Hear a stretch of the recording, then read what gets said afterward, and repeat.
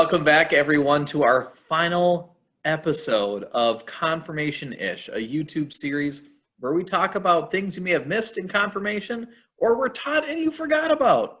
So this whole season, we've been talking about Lent. We've talked about what is Lent. We've gone through some of the Lent texts and tying them into our theme of God's promises for you. And now we're in our last episode, and so we're going to talk about Holy Week. Holy Week is it's the culmination of what happens during Lent, and it starts on Palm Sunday, goes to Maundy Thursday, Good Friday. Some churches have an Easter vigil on that Saturday, but then there's Easter morning that Sunday day. So, yeah, I guess I'd like to just start, Ashley, by asking you, Holy Week, what has it meant to you? Any things you like, you don't like about Holy Week? Go ahead, share your thoughts on this. Ooh, Holy Week. It's like my favorite week of the church year, probably, because I go through the roller coaster of emotions, right? And I love it. I know I'm a church nerd. I know that already, but like I love being able to be at church on Sunday, Thursday, Friday, Sunday. Like I love that week is just like church week. There's so much to take in. And so I love that about it. My favorite part, I think, about it is, like I was saying, that roller coaster of emotions. You know, you start at Palm Sunday and we're yelling Hosanna and we're waving palm branches and we're all excited and Jesus is coming and like all these things, right? And so you leave that Sunday on this big high and this big excitement. And then Thursday comes and it's a little more confusing. Like I remember being more of like a older confirmation kid, like kind of into high school, when I was like, oh, Monday, Thursday is like, oh, that's the Last Supper. I know this story. Like it took me a while to like kind of put all those pieces together of why we celebrate each day. And so then the Lord's Supper, like, or the Last Supper, like that whole story is packed with so many things happening that are important, that I remember like every year I would hear it and I would hear something different. And even now as an adult, you know, and I think that's kind of why I got that aha eventually of, oh, this is like Last Supper, you know, like the devastatingness of the final, like the finality of God or Jesus and his disciples' journey, kind of like Jesus was bringing that all to a close. So that's like heartbreaking. And then the washing of the feet and the betrayal and Judas, and like there's just so many small pieces to that bigger day, like that story or Thursday's story. So depending on like what part of that story I am either drawn to and am hearing much more loudly, or what the pastor is talking about, like my feelings are kind of all over on that day. And then I get to Friday, and that's just like a crazy hard day. Like that's a really hard day for me it's just a hard service for me to be a part of. And being sad and hearing the words and trying to visualize what that would be like if I was in the crowd, or I was there, or I saw Jesus walking, or all those things, you know, like that day is really hard for me. And then Saturday, I feel like I should go to church again, but never really did. Like we didn't have a Saturday service, like just waiting, you know, like just waiting for this like big Easter day. And walking into church on Sunday it was so bright feeling, you know, and so uplifting and so celebratory, and everyone in their new Easter dresses and shiny shoes and their brand new white tights and, you know, like all those things. That's why I'm wearing my hat today. I don't have a big Easter hat. This is like the only fancy-ish hat I have, black. So maybe it's a Good Friday hat, I guess. But just the excitement of all of that, having, I'd look for my Easter basket from the Easter bunny and I'd get to eat candy like before I actually ate breakfast, like all these things, like the busyness of it and that excitement of it. And the loud organ with loud trumpets, like it was the one time during the church year that's what we experienced. And I remember, I am not a singer at all, but I remember singing boldly on Easter and being like, that really being the only church service time I could do that, because the music would be louder than my voice. So I knew no one could hear me, right? I couldn't even hear myself. And so my dad is the same way. Like he and I, not so good singers, but we would sing loud, so I could hear him and he could hear me like just a little bit. And it was like the one day that you weren't self-conscious about that, or it didn't matter. Like you were just so caught up in all this amazing excitement. And so it's interesting. And that's why it's my favorite week, because you run the roller coaster of emotions of what Jesus's life and journey probably was about. And feelings, being fully human and fully divine, like Jesus probably experiencing a lot of those things, like being honored coming in on Palm Sunday, like that had to be amazing. And then knowing one of your disciples is going to betray you and you're going to die this horrible, horrible death, like, kind of coming into realizing that what I'm feeling is what Jesus felt probably during that time, but like on a much bigger level, I would say. And the, just like what the people around them and around them being disciples in Jesus, like, what was that like? I try and insert myself because we are a part of that story, but yeah, it's hard. Like those are hard feelings to kind of grapple with sometimes, I think. And that was really, really long, but it's just like, right. I get really excited about this. Surprised that Ashley had a long story. Yeah, I like to talk and I just keep talking. I mean, I know that's like very shocking to many people. I want to touch on the emotion piece again, but I want to jump back to Palm Sunday. And so as you mentioned, in church, we're waving palms or saying, Hosanna, praise the Lord. We're celebrating Jesus's entry into Jerusalem. But what I think is important to note is that what Jesus was riding, and that's a donkey, right? Or a colt, it depends on what translation you use. But a donkey, for someone to arrive on that, and if they're saying it's the king, I should turn off my notifications here. The King of the Jews has come. That riding on a donkey was meant for those who were defeated in a Roman military battle. And so the emperor of Rome would ride in on a big gold-clad chariot with a team of horses driving. But Jesus is about a totally different type of kingdom and rides in on a donkey.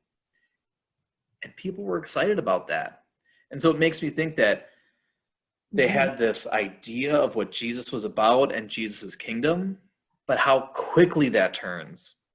And I wonder if we're the same way, that through Lent, we've been working on spiritual practices. We've been a little more serious in our walk and journey in faith.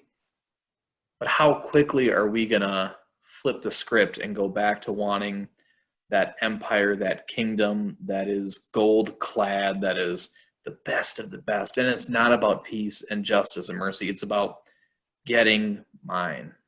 So this emotion, back to this emotion piece, I wonder how, and this is just a rhetorical question, how do we keep that excitement and joy about that kingdom after Holy Week into our lives today?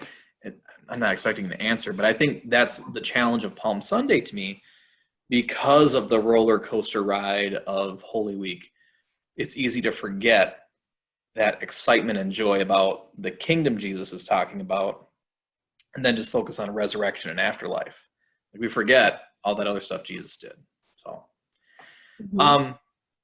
Yeah, because I think that excitement is just so important. Like both Easter Sunday excitement and Palm Sunday excitement, I guess I didn't know the history of the donkey and the chariot. Like, so that's fascinating to me. Um, but like, I always kind of put those two excitements on the same level, but they're really not. Like, we're very much celebrating two totally different things. Like, we're not just celebrating Jesus. Like, Palm Sunday is this king and this arrival and this person coming, God coming in human form, one of us, right?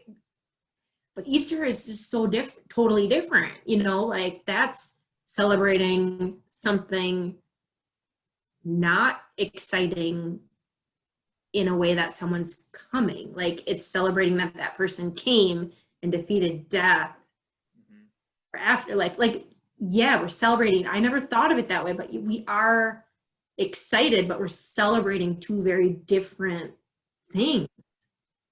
and I think it's important not to get caught into one celebratory mood or another because they go hand in hand, right? Like Yeah. because of the resurrection on Easter Sunday, we don't have to earn salvation. It's God's free gift to us so Mhm. that we can celebrate God's kingdom and work for God's kingdom. Uh, but if we get stuck in the working here and now, we think we have to earn God's grace, but that's not what it means. And if we get stuck in God's given me that free gift of salvation, so I don't have to do anything, we forget about Palm Sunday when it's this whole they're different, but they're connected, right? Right. Yeah, that there was something I saw somewhere on So like, right, here's my shirt, YOLO, JKBRB from Jesus. yes. Yes. And I saw something somewhere too online. I'm trying to think of what it was now. I just lost my train of thought.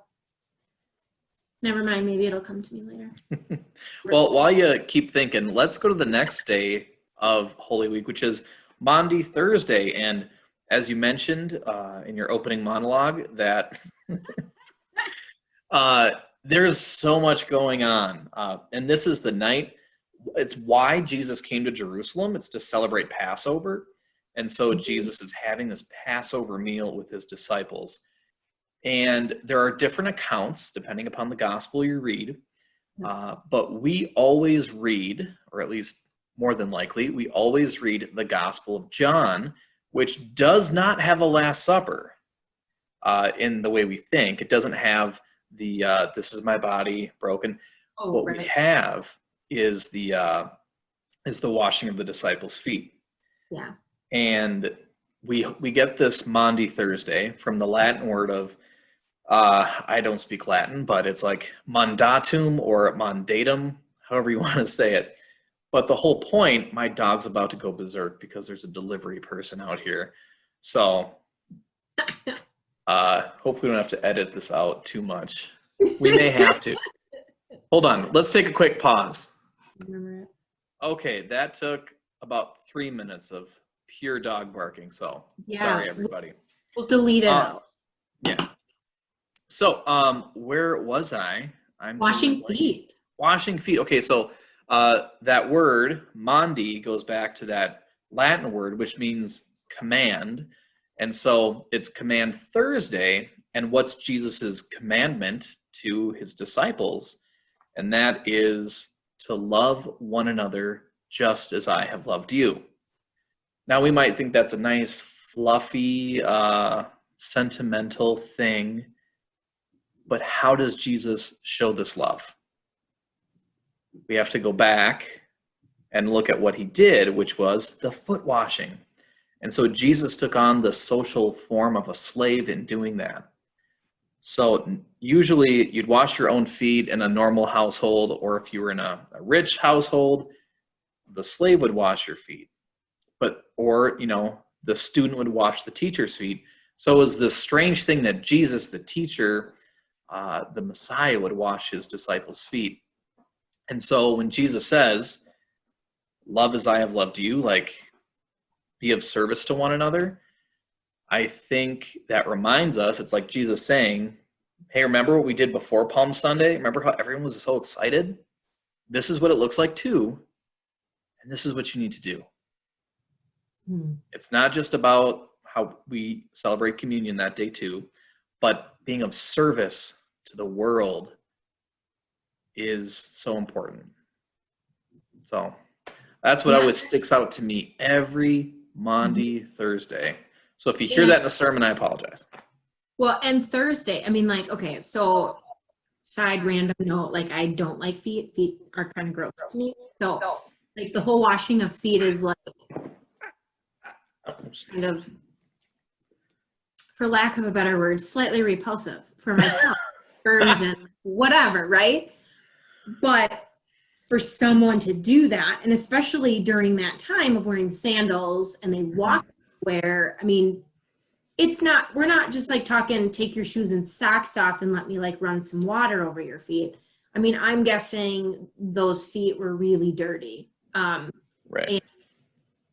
And a symbol somewhat of like their livelihood to some degree, you know, needing to walk everywhere and get water and food, walked everywhere. And so, yeah, for Jesus to do that, that is huge. And I remembered the thing that I saw, like, you're YOLO, but it was like kind of, you touched on it before and you touched on it again with about the acts and like, this is what I need you to do and be a servant. It's like, because Jesus died, like, we don't have to earn it, right? We just get it. We don't have to do acts of service, but it's because God and Jesus don't need our acts of service. Neighbors do, right? Yep. Our neighbors still need that. And so I had an old pastor of mine who would always say, because you don't need to do anything, meaning service, to earn grace, all of that, because you don't need to do anything, what are you going to go do? Like, what are you going to do? So it's something that we still have to be really mindful of, all those things throughout Jesus's entire ministry that he did that were very, very small and very, very profound. And I think there's profoundness in a lot of those small moments too. And so how are we going to do small things that impact our world in profound ways? And I think that's what we need to keep pushing to do, especially during this time of COVID, when it's so difficult to do the typical things that we do. So let's move forward and let's go to Good Friday. I'm skipping communion. Sorry, everybody, but let's go to Good Friday. And Ashley mentioned this earlier. It is an emotional service usually in the church. I mean, it's the day that we mark where Jesus was crucified. Jesus is betrayed on Maundy Thursday night. He is beaten. He is, dare I say, tortured, and strung up on a cross, nailed to a cross, dying as an outlaw of the Roman government. It would be as if Jesus was arrested, tortured, and then put in an electric chair, or was given the lethal injection within a matter of like 36 hours or 24 hours. So it's a hard day. Hard day. And so Ashley, what are some of those elements in that worship services on Good Friday that are meaningful, hard, or, you know, profound spiritually? What are some of those things that you appreciate of Good Friday? I think I touched on some of them before, you know, the realness. And, you know, I feel like when I was small, I'd read the Bible and it's this Jesus character, right? Jesus character that did these things. And as I've grown and matured through confirmation and college and young adult life, and now having my own kids, you know, coming to that realization that this was like a real person that really did this, that really let people say things about him that weren't true, and to die for it, to have words about it, but to not fight against it at the same time, knowing that that's what Jesus was called to do. And not just for the human race in general, right? It's very specific.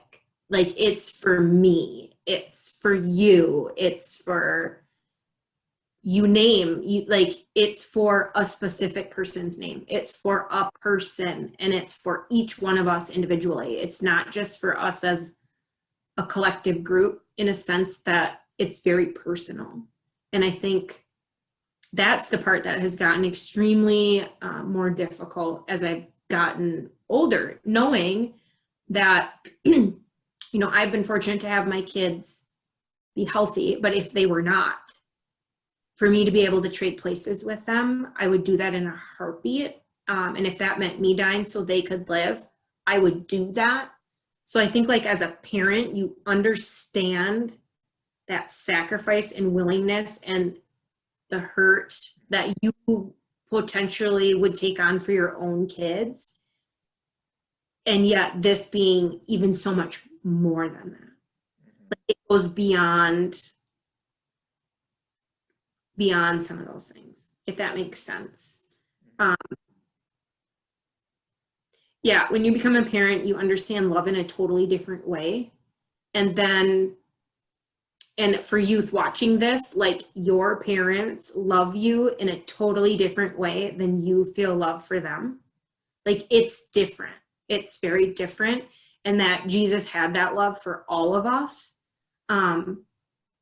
Like, for everyone that was on the planet at that time, but also for all of us now today. Like, that promise and that sacrifice continues to be recognized and honored because it's still happening. Like, we're reminded of that sacrifice. That I'm kind of talking in circles, but it's like, it's for us to keep realizing every single year that we are worthy of that sacrifice. Like, God thought of us way beyond we could ever imagine, to do that for us. So Well, it's really hard to explain, like, my feelings that are kind of all caught up in that. and it's not just every Good Friday. I mean, the communion liturgy, when Jesus, that we have mainly from Paul's writings, but Jesus says, "This is my body given for you. This is my blood shed for you." So whenever you come up for communion, the body of Christ given for you, the blood of Christ shed for you, these are reminders of what you're talking about, Ashley, that Jesus, the triune God, loves us to that extent of dying for us. I mean, and that, it's a self-sacrificial love that, whoa, it is, like you said, it's undescribable. Like, you've heard of stories of, like, moms lifting up cars so their child can crawl out. Like, it's a thing, but it's just amplified with God. Mm-hmm. And something I think that is so extraordinary, that we try to understand it, and we try to understand it, and we try to process it. And yet I think by us thinking we completely understand it, we're kind of, like, limiting what God actually did and what Jesus actually did, because there's so much to that I don't think we as humans will ever be able to kind of, like, what that all entailed and how that all came to be decided by God, that's what needed to happen. Like, there's still mystery with that. Yeah. And I think that's hard for us as humans, because we want answers, and we want answers right now.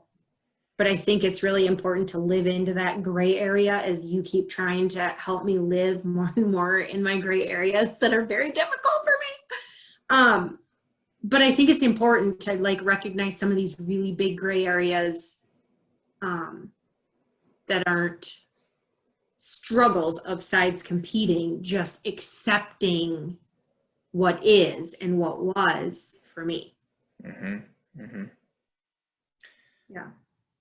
Is there anything from, and you had mentioned this in a previous conversation, but like a worship practice that helps you experience this sort of emotion and love, you said was the stripping of the altar, right? Yeah.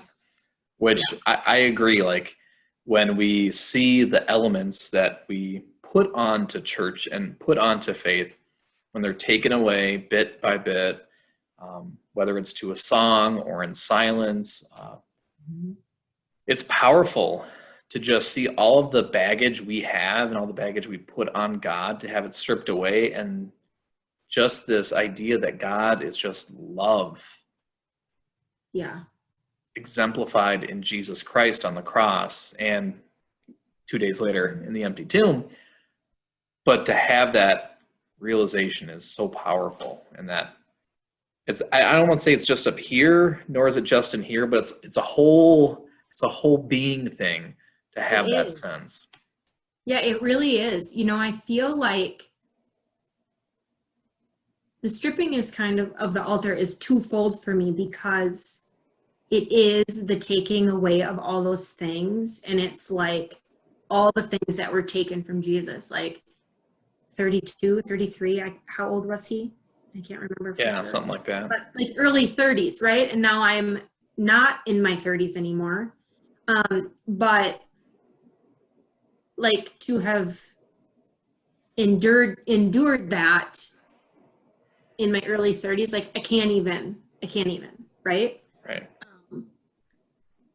But it's, all these things were taken away from Jesus. Like, had Jesus not died, obviously that wouldn't have been a good outcome for us people, and like the need of that. But had Jesus been able to live for even a year more or 2 years more, like what more would he have done? Like what more great education and learning would we as humans have received? So that stripping of the altar is definitely loss. Like it's a sense of loss, that we're experiencing. And on the flip side, it also reminds me that when things are taken away, I'm still okay. So because we know the outcome, like we know the end of the story, which people in biblical times didn't know the end of the story. We're fortunate enough to know that ending of the story.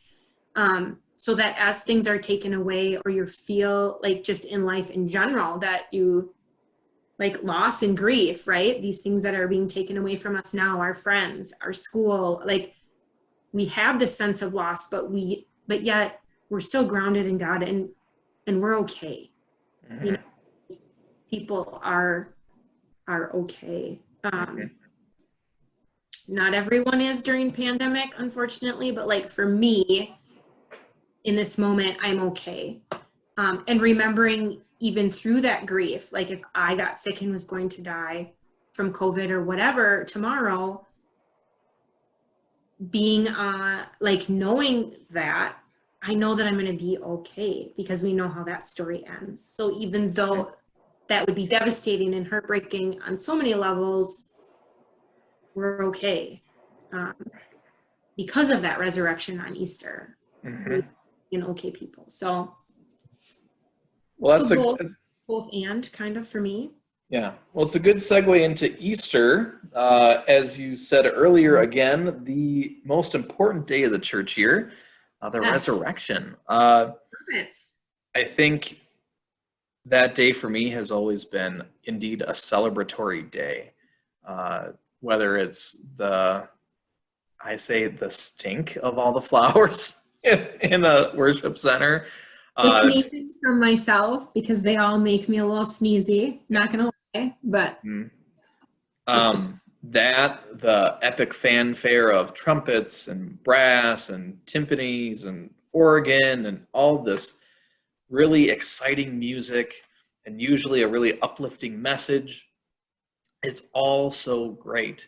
And lots of kids, like the Yeah. sound of the kids in the pews, like talking, or you hear them say, they said Jesus, for those like Easter and Christmas families that we all welcome into our congregation during these big days, like Jesus, like they're asking questions and just hearing their little voices and things they're doing and excited about, like pulling them into our family during those days. So great. Yeah. So we've hinted at like what is the purpose of Easter and this whole thing about Jesus dying, and not so that we have to earn salvation, but it's the free gift. Like that's Easter. But I'm wondering, Ashley, like where do you see this resurrection, this new life right now? Like where do you see Easter in the midst of a pandemic? Because I think collectively as a country right now, we're kind of in Saturday. Like COVID happened, that's Good Friday. We're in this in-between time of being on complete lockdown. We're figuring out what life looks like with COVID and maybe without in the future, vaccines and all of that. And like, so where's that new life for you right now? Where's new life in the midst of COVID land? I think it's all around. And I think it's everywhere. We just have to be mindful to pay attention. And we really have to open our eyes and our hearts in different kinds of ways. I text a friend and we have a Zoom happy hour. Like, to me, that's resurrection, because it's this friendship that never really went away. We're just not able to see each other in person currently. But it's a way of resurrecting our friendship in a new and different way. We might go longer periods of time without seeing or talking to each other because of COVID. But every time I'm able to connect with her and have that conversation, it's like nothing has changed. Like I saw her yesterday. And so I think it's that ongoing resurrection, if you will, of things all around us. And I see it in healthcare workers, and I see it in scientists, and I see it in the youth, who are hopefully watching this. And when we're doing all of our Zoom check-ins, right? I mean, like, what's your high and your low? Like, I hear a lot of great things that are happening in our youth in the lives of our youth, and but also struggle. And so I think as youth are watching this, we do have that struggle, but how do you move beyond it? And how do you always look for something good? There's a lot of youth in my groups who are like, nothing really good, nothing really bad. And I'm like, no. Like, there is always something good. You don't have to share something bad, but in our lives, there is always something that is good. And I think we need to look at all those small things that are good as Easter type things that are happening all around us. Days I get outside for a walk, like that's resurrection for me, because in COVID and managing school and work, like there are days multiple days in a row, I don't even step outside, which is really horrible, but that gives me new life to just be out in God's creation. So I think we have to pay attention because I think every situation has a little glimmer of resurrection in it. We just have to look for it and watch for it and pay attention. Yeah, and I think that's important to note, because even when it seems like our life is falling apart, God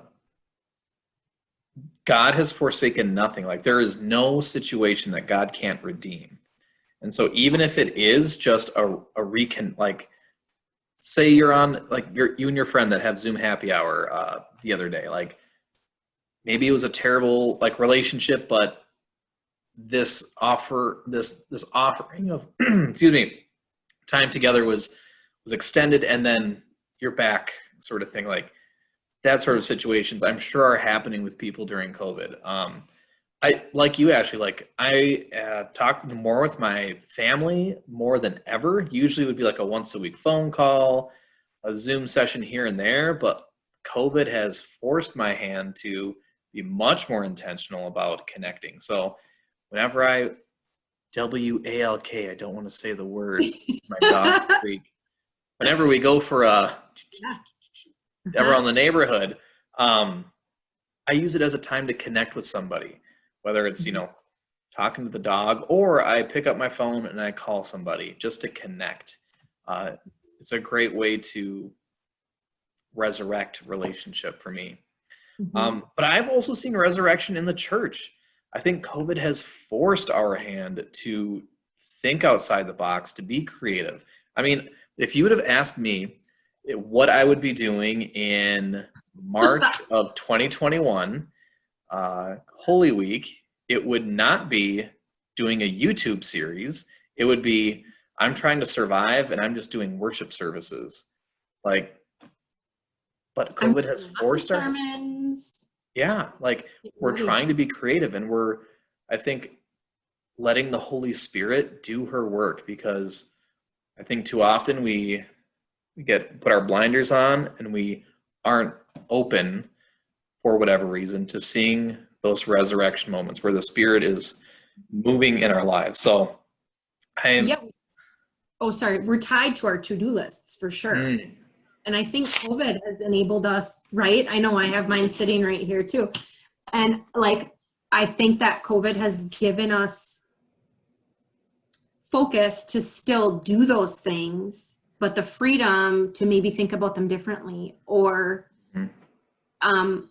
this I don't really need to do today. And maybe someone, my friend or my family or whoever, is really needing something right now. We've been given a different timeline, we've been given the opportunity to be flexible in new and innovative ways, to connect with each other and to get our tasks, if you will, completed. But yeah, I think all the cool things and ways that we've connected with youth, are they different? Yes. Is there something missing in human face-to-face contact? Absolutely. And I'm very excited to get back to that. I know I've told you this a lot. I miss my people, and I miss my people at church, and I miss my people that are youth at church. I miss all of you. I want nothing more than for you all to be trying to bust into my office and steal my candy, like I said earlier in the first video. But those are pieces that that we grieve and we have lost, that we hope to get back soon. But there, like you said, there's still resurrection and positivity in all these new types of ways of connecting and learning from each other. Well, everyone, we're kind of run out of time here. So I'd like to thank you, Ashley, for having this great idea of a YouTube series and asking me to venture along in this process with you. Yeah, it's been great. My hope is that we'll be able to do more in the future, whether it's more series or just random pop-ups. But we'll see how it's received, if people like listening to me ramble on for a long time or not. So we hope you've enjoyed it, and we hope that you found these discussions inspirational and beneficial, and bring joy to you and positive impact on your faith. So that's our hope. Yeah, and as I'll speak for Ashley, but if you want to dive deeper in any of these episodes, feel free to give us a call. Or a text or an email. We'd be happy to set up a FaceTime and do something else. And maybe next time we'll get some youth involved in these episodes. For sure. All right, everyone. Thanks for tuning in to the final episode of season 1 of Confirmation-ish. We'll see you next time, and for sure we'll see you online with our Holy Week worship. Peace out.